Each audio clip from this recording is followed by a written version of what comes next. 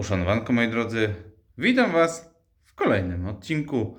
Chwilę mnie nie było, bo już nie chciałem Was męczyć za bardzo tymi filmami o budowie, rozbudowie, dobudowaniu tych kilku metrów tutaj dla mnie. I chciałbym Wam się czymś pochwalić, a mianowicie tym, że tu stoimy już w wykończonej. To jest światełko. W wykończonym już tutaj kwadraciku. Do wiosny również czeka skończenie dachu. Dach jest zabezpieczony od zewnątrz, tak żeby nic się z nim nie działo. Mam nadzieję, że się nie będzie z nim nie działo, ponieważ w kolejnych dniach planowanych jest troszeczkę opadów, więc będziemy mieli test dla tej konstrukcji. Mam nadzieję, że się nic nie stanie, ale to się pewnie dowiecie w kolejnych ujęciach, co się stało z Radka dachem.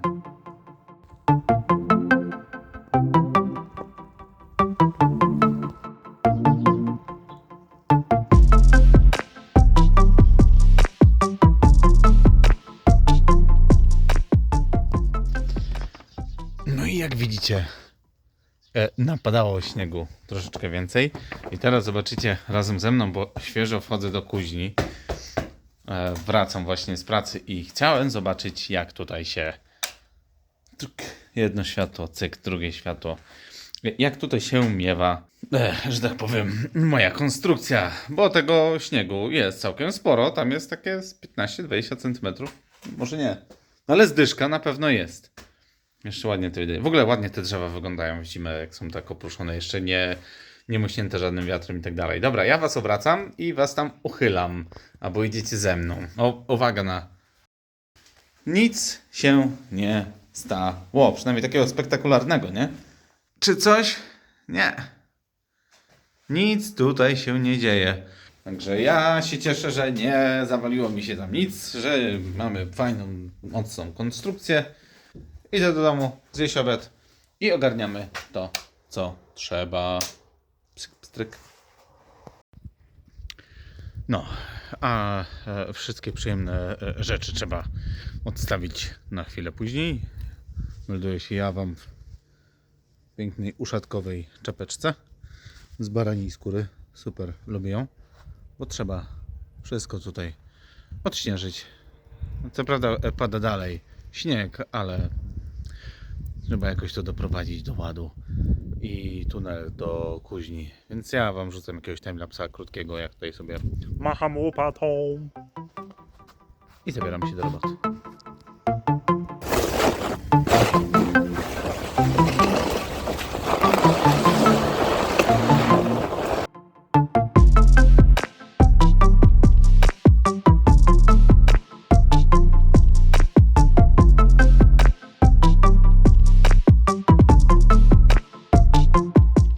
No i chwilka było odśnieżania i jakby nie patrzeć, z tyłu odśnieżone, ale zaraz prawdopodobnie napada znowu, więc takie never ending story. A ja sobie cyknę zdjęcie na miniaturkę, bo widzę fajne ujęcie. I dobra, w sumie powiedziałem wam, że pokażę, co teraz robiłem, na czym się skupiałem, żeby zrobić. Jest wcześnie rano, bo za chwilę mam odbiór tych rzeczy, bo idą do zamontowania. A to możecie zobaczyć. Ciach. Drzwiczki do instalacji gazowej. 5 par drzwiczek, czym kratek wentylacyjnych ze stali nierdzewnej. Stoję przed tymi drugimi 20-kilogramowymi drzwiami miedzianymi. Teraz zbieram na odbiór i w sumie do następnego ujęcia.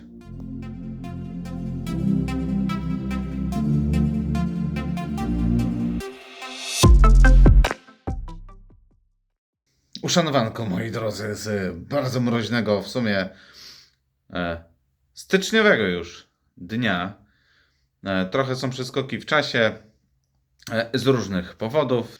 Prawdopodobnie przed chwilą mieliście wszystkie urywki albo tam ucięcia, które mi się udało gdzieś tam, ujęcia, które udało mi się gdzieś nagrać w międzyczasie. I zacząłem robić właśnie, tak jak mówię, coś dla siebie, coś, co trzymam teraz na barku. I dopiero wczoraj mnie olśniło, gdy kończyłem tą odkówkę, że mogę to w sumie nagrać. Tylko tak się wybiłem z rytmu nagrywania, że no, nie było tego odruchu. Dobra, biorę, ustawiam, nagrywam i jedziemy dalej. A co tutaj robimy? Tutaj zacząłem sobie odkuwać miecz. Mniej więcej wzorowany na około X wiek. Próbuję Wam pokazać, z czego brałem inspirację, bo to nie jest odwzorowanie jakiegoś tam znaleziska. Wczoraj odkułem odkułem miecz, tak jak ma wyglądać, jego długość i tak dalej. Dałem sobie do pracowni, odrysowałem, wyznaczyłem mniej więcej środek.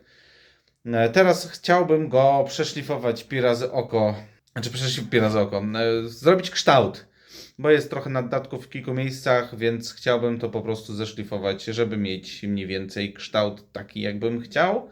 I później będziemy jechać z dalszymi etapami. Jak mi się coś nie uda, to przynajmniej będzie nauczka na kolejny, co mógłbym zrobić lepiej, co mógłbym zrobić inaczej, więc jeżeli oglądacie, to możecie się też czegoś dowiedzieć. A teraz właśnie zmieniłem pas na świeży, ustawiłem go i bierzemy się za szlifowanie tego oto ustrojstwa.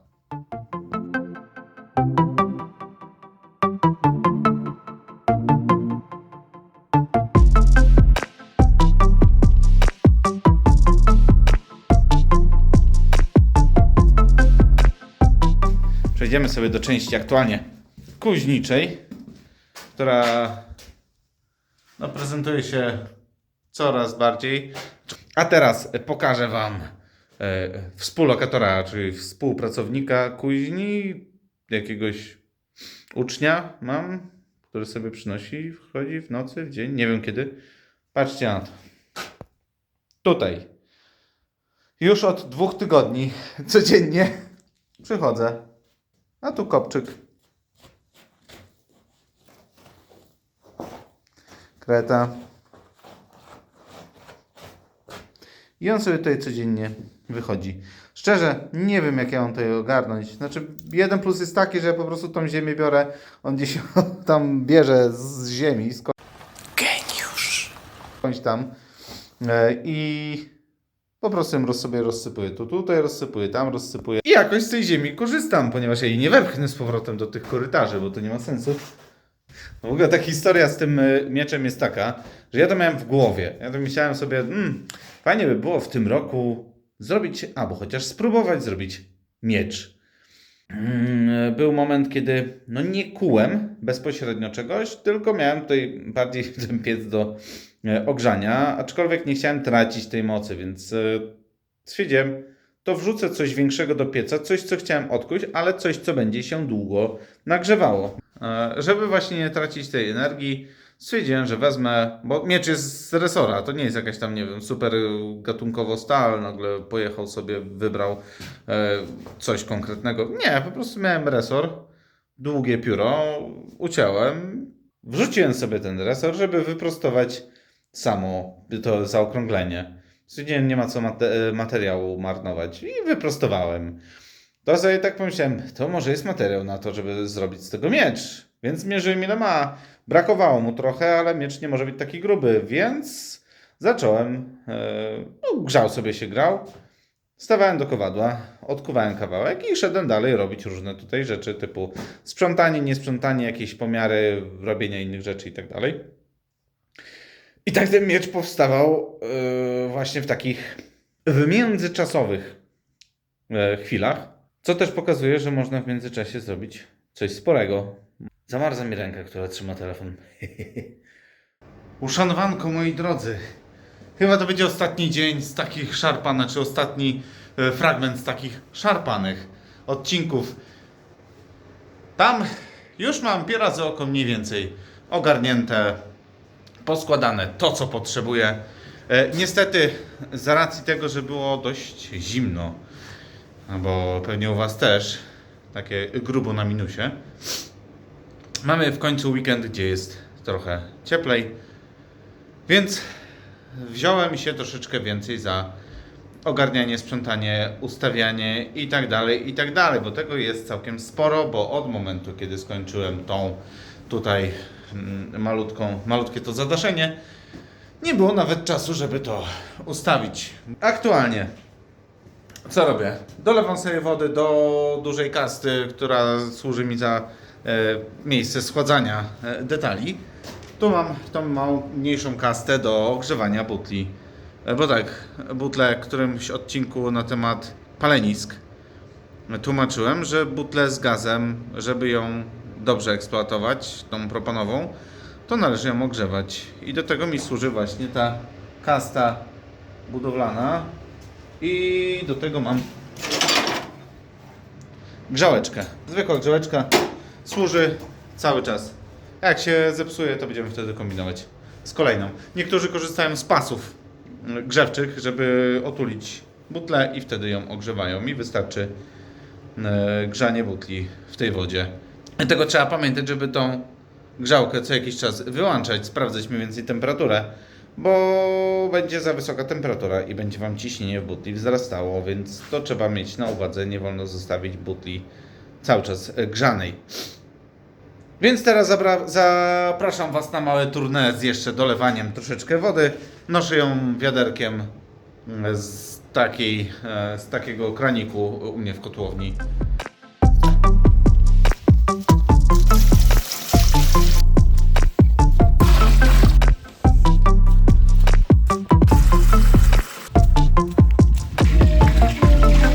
Woda wlana. Zabieramy się za jeszcze jedno to światło, bo jednak jest tu troszeczkę ciemno, a ta lampa tutaj, że tak powiem, aktualnie bardziej przeszkadza niż pomaga, więc szybciutko montuję lampę tutaj do góry.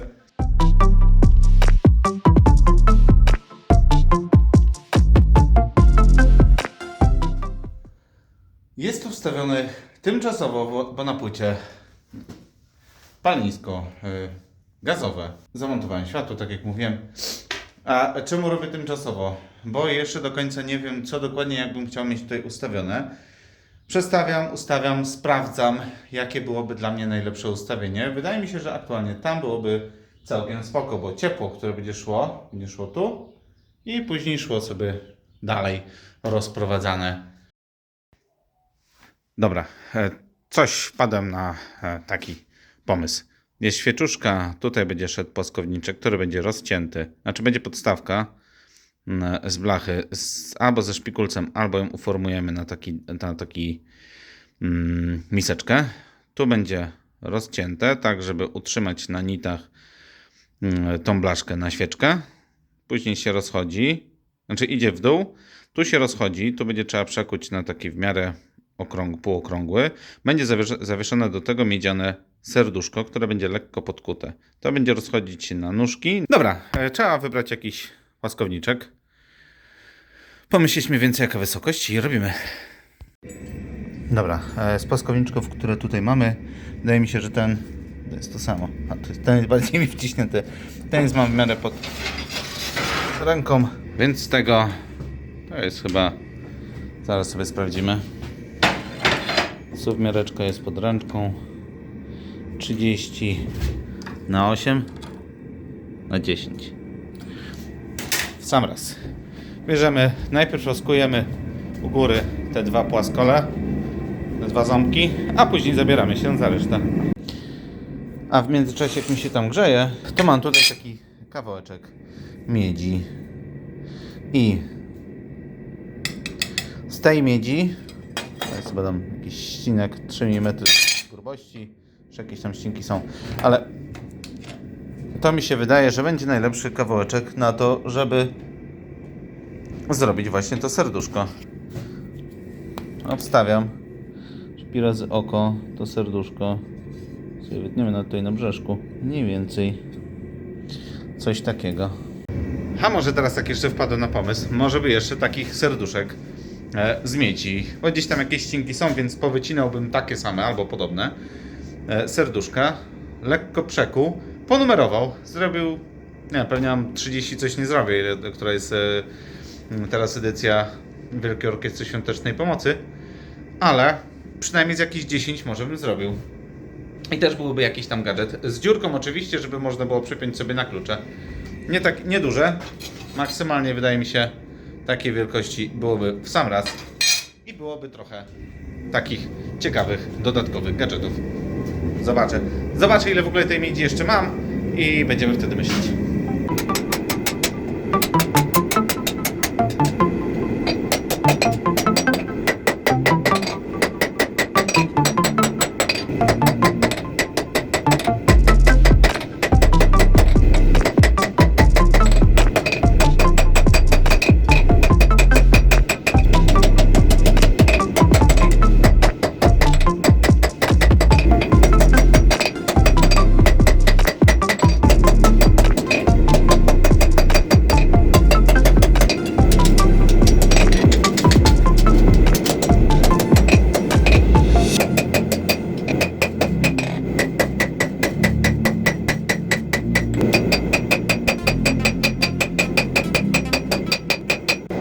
Dobra, tam mi się dalej grzeje. Ja wymyśliłem tak, bo tu chciałem teraz zrobić, jakbyśmy patrzyli od tej strony, ten przekrój. To będzie mniej więcej ciach. Ciach i tutaj będzie to zawiniątko, nie? I jedziemy dalej!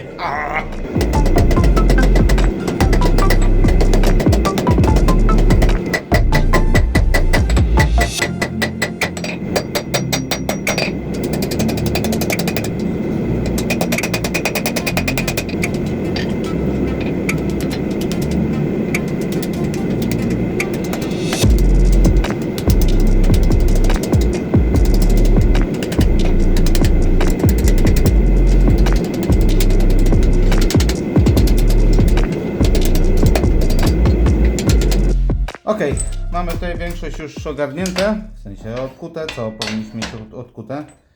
Mniej więcej. Ciach. Ciekawe, czy to będzie widać. O, za nisko kamerę. Dajcie chwilę. O, coś ten deseń, nie? A do góry będzie taka artystyczna miseczka na świecę. Do tego mamy to serduszko. I teraz potrzebujemy napisać tutaj, wybić w sumie WOŚP 2026.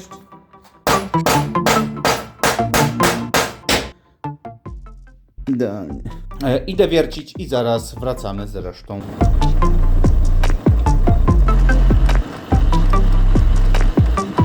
I mniej więcej koncept taki. Świecznik. Tu będzie miejsce na miejsce na świeczkę. Albo coś innego ktoś może sobie dać tutaj, nie wiem, cukierki dla dzieciaków. Cokolwiek, nie? Dla starych cukierki też mogą być. Dobra, jakoś ustawiliśmy. I mniej więcej i tutaj to serduszko. Wydaje mi się zacnie. Taki większy, trochę inny świecznik. A teraz trochę z jednej perspektywy. Za kilka dni dzieciaki mają bale przebierańców i tak dalej. I chciałem wam wrzucić taką pewną, że tak powiem, zajawkę. Ostatnio gdzieś tam dzieciaki robiły warsztaty, czy były na warsztatach z filcowania. Później zakupiliśmy rzeczy do filcowania do domu. I staremu się spodobało, bo porobił sobie kilka rzeczy. Może wrzucę wam bizona, którego dostałem 4 bodajże lata temu. I dopiero teraz miałem odwagę, bo bałem się, że zepsuję filcowanie. Ale dopiero teraz zrobiłem tego bizona. Teraz siedzę, bo syn sobie wymyślił, że chciałby mieć strój Demogorgona. Ze Stranger Things, jak ktoś ogląda, to wie mniej więcej o co chodzi. Ale Demogorgona dzieciak by chciał mieć. Więc stary co robi? Robi aktualnie maskę Demogorgona. Tu wejdzie twarz, do tego filtrujemy. Bo tutaj filtruję takie różne wgłębienie, zagłębienie i tak dalej, tak żeby to w miarę jednolicie wyglądało. Ząbki już są porobione. Do tego pójdzie na tył jeszcze druga część filcu na takie maskowanie tego wszystkiego. No i będzie do tego całość będzie trzymana, że tak powiem, przez taką gumkę. Więc stary bawi się filcowaniem dla młodszych. Mam nadzieję, że wyjdzie to całkiem spoko, bo mi się podoba, fajna zajawka. Aczkolwiek palce już trochę bolą od samego filcowania i od wycinania tych wszystkich małych pierdółek i przebijania igieł przez filc. Tak czy siak, to była ostatnia rzecz w tym, że tak powiem, miszmaszowym odcinku. Dziękuję Wam bardzo za oglądanie tego odcinka i do zobaczenia tak naprawdę w kolejnym odcinku. Mam nadzieję, że szybciej będzie niż ten.